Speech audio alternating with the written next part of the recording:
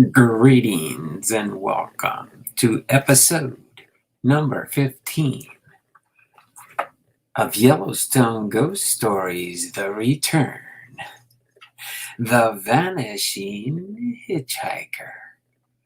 Let's see what we've got in store tonight.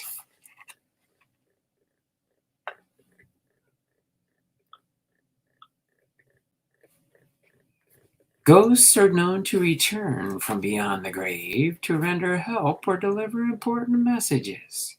Stories describe these specters as protective spirits who watch over families and guide travelers. The familiar Vanishing Hitchhiker story tells of a mysterious young lady in distress. The legend originated around the turn of the century, somehow east of the Mississippi River, and seems to resurrect each decade, updated to fit the era. In the 1930s, for example, the horse-drawn carriage was changed to the automobile. Each time, as the story emerges, it spreads throughout the country.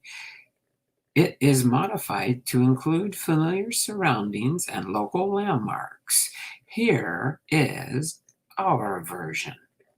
On July 22nd, 1994, Mark Elliott was in the Albright Visitor Center at Mammoth Hot Springs when he heard a loud clap of thunder. He looked out the window just in time to see a cloudburst drench the sidewalk. Glancing at the clock, he realized it was late. Better head for the Lake Hotel now, he thought. Maybe I can still get there before dark. Mark dashed through the rain and jumped into his classic Scarlet Mustang. He only had one more day in the park before he had to leave for home. He flipped on the headlights and settled back, and knew he had quite a drive, and he hoped the rain would lighten up. Mark couldn't believe it was so dark. It was only 4 o'clock in the afternoon. He remembered a conversation with a park ranger at Old Faithful. The ranger said they could have the most horrid rainstorms in Yellowstone, and then an hour later it would clear up and be beautiful. He looked forward to that, but right now the rain was so thick he could hardly see in front of the car. He turned on his bright headlights and turned up his windshield wipers. The rain was fierce. Suddenly, out of nowhere, something was in front of his car. At first, it appeared almost formless. And then Mark realized it was a person, yes, a woman standing in the road. Mark slammed on the brakes, but it was too late. He must have hit her because she appeared so close, so suddenly. Mark closed his eyes, thinking, oh no, I've killed her. Mark stopped the car and got out. The woman was gone. Was it a dream? No. He saw her, and there was no way he could have avoided hitting her. Mark kneeled down to inspect his car. There was no body underneath it, no dent in the front, no blood. As he got up, he practically stepped into a woman, the one that was nowhere in sight seconds ago. He felt a chill, perhaps from the rain, perhaps from the scare of the accident. With a far-off glance and a hollow smile, the woman asked for a ride. Still trying to compose himself, Mark assured her it was no place for a man or beast and agreed to give her a lift. Noticing the young lady was soaked, Mark opened the car door and grabbed his raincoat. He wrapped it around her and helped her into the car. Mark got in and started carefully down the road. The rain was not letting up. He traveled at a snail's pace while he sat beside him and stared out the window. Mark asked where she was headed. She told him she was on her way to the Canyon Hotel where she was a waitress. Mark glanced at her long, full skirt. He thought how clever it was for the hotel staff to wear clothes that were of the 1900s. He broke the silence by asking her name and how she came to be stranded so far from the hotel. She said her name was Victoria Venable. and that she was an employee of the Yellowstone Park Hotel Company.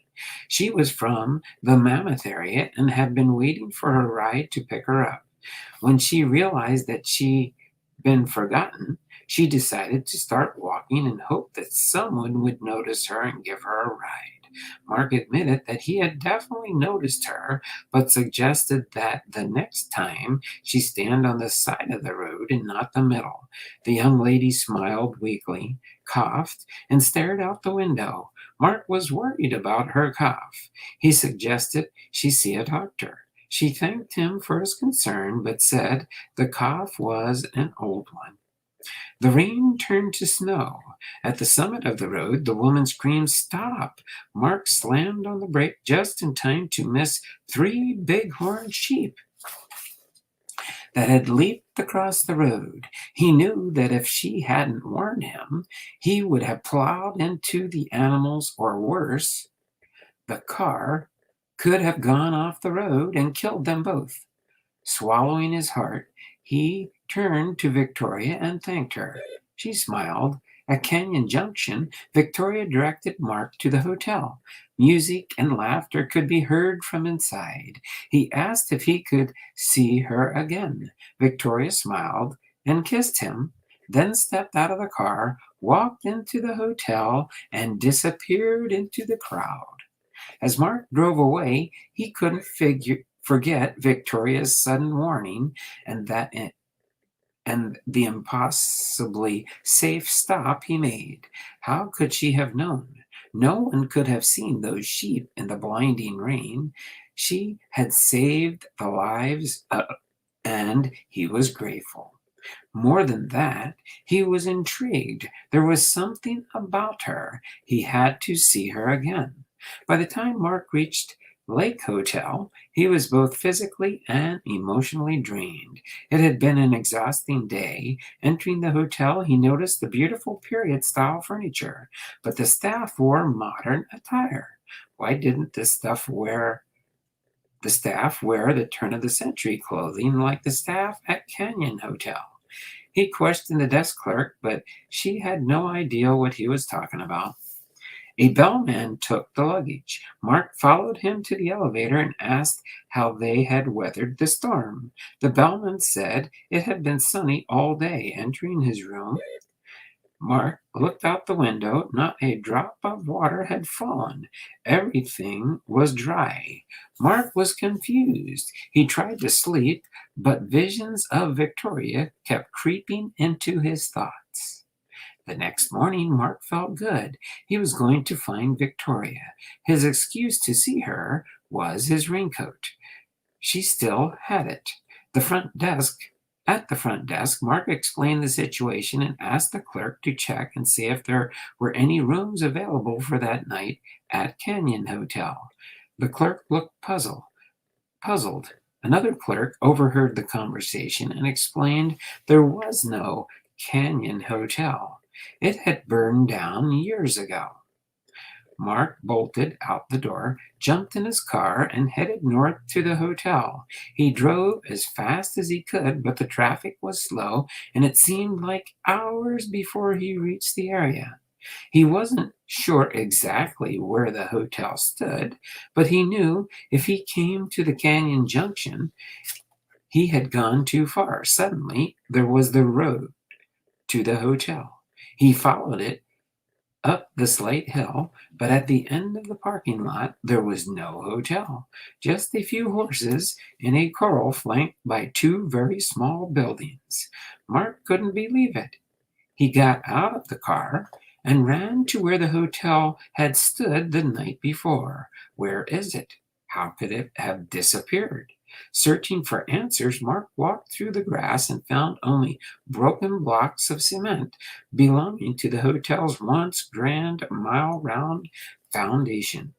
Hurt and confused, Mark drove to Mammoth and found the Yellowstone Library. He asked for information about the hotel and was given a book and a few old magazines. They confirmed that what He had been told the hotel had been sold for a mere $25 in 1959, and then it had mysteriously burned to the ground in 1960. The lump in his throat turned into a pound in his heart. If the hotel wasn't real, was the girl? And if she wasn't real, where was his coat? Mark left the library and walked across the street to a picnic table. He sat down to think. Gradually, he realized he was sitting near a young woman and that she had an uncanny resemblance to Victoria. He stared at her. She was reading a book, but kept glancing at him. Finally, she asked if anything was wrong. Mark apologized for his rudeness. He told her the events of the past 24 hours and said she looked very much like Victoria. She smiled strangely and said, "Really?